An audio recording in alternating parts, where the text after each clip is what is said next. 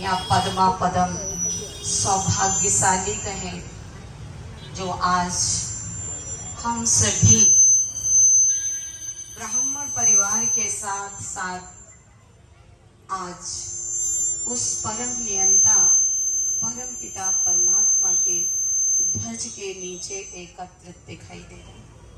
सर्वप्रथम हमारे माननीय सांसद जी जिला फिरोजाबाद एवं हमारी विभूति जी, विशेष रूप से हमारे प्रदीप वकील साहब जी और हमारे सुनील भाई साहब, हमारे पीएस राणा जी, डॉक्टर साहब, जिन्हों की हर तरीके से इस समाज सेवा से उस परमात्मा के लिए समर्पित रहते हैं।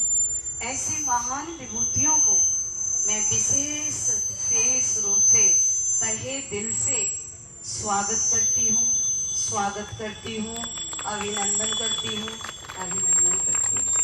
विशेष रूप से आज 87 वर्ष परमात्मा के जन्मोत्सव पर हम सभी आज जन्मदिन उस परम पिता परमात्मा का मना रहे हैं। वो अजन्मा परम पिता परमात्मा का जन्म कैसे? कहते हैं फागुन मास की चतुर्दशी के अंधकार रूप वातावरण में मनाया जाने वाला शिवरात्रि का पावन पर्व परम पिता परमात्मा के जन्मोत्सव की निशानी है, अथवा ये कहें कि परमात्मा के आने का जन्मदिन है। जैसा कि गीता में दिया हुआ है कि यदा यदा धर्मस्य ग्लानि भवति भारतः अभ्युत्थानं धर्मस्य तदात्मानं स्यामि। जब जब धर्म की ग्लानि होती है तब तब मैं आता हूँ। क्यों आता हूँ? सत्य धर्म की स्थापना के लिए और अधर्म का विनाश करने के लिए।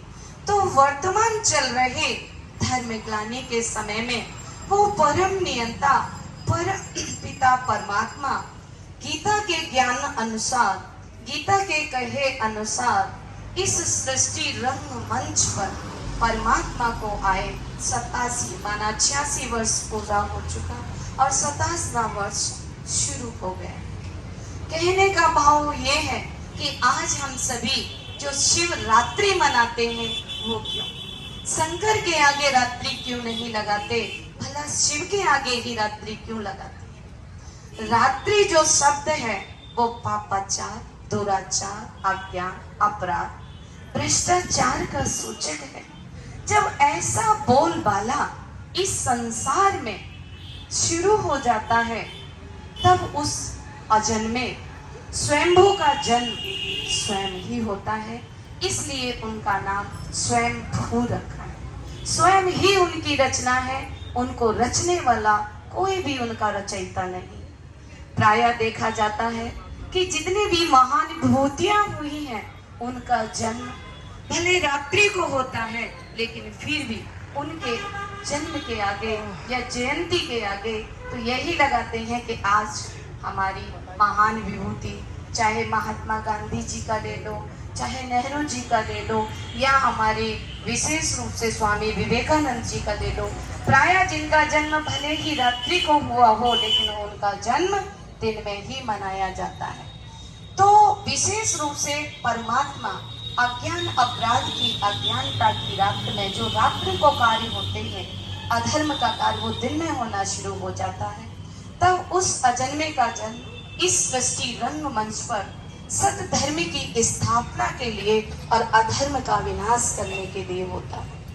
ऐसे बताया गया है अपने शास्त्रों में कि अधर्म के जो लक्षण हैं, अधर्म के लक्षण है कि कन्याएं अपने मुख से वर मांगे। बताया गया है कि शादीशुदा स्त्रियां बाल कटा के श्रृंगार, ये हमारी भारतीय संस्कृति की सभ्यता नहीं है कि बाल कटा के श्रृंगार करें।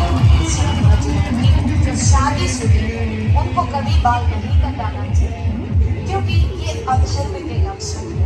आज विदेशी संस्कृति को हमारा भारत अपनाता जा रहा है, जिसके कारण हमारा भारत जो विश्व गुरु था, आज हमारा भारत पुनः फिर विश्व गुरु बनने जा रहा है।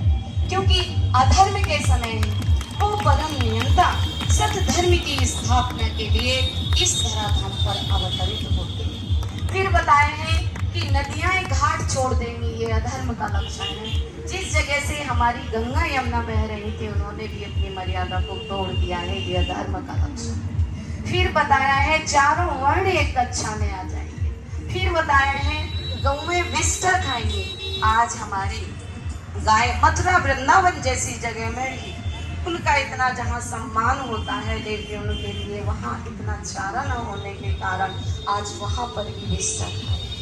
फिर बताया है दूध बोतलों में बिकेगा, घर घर में कलह कलेश पड़ जाएगा।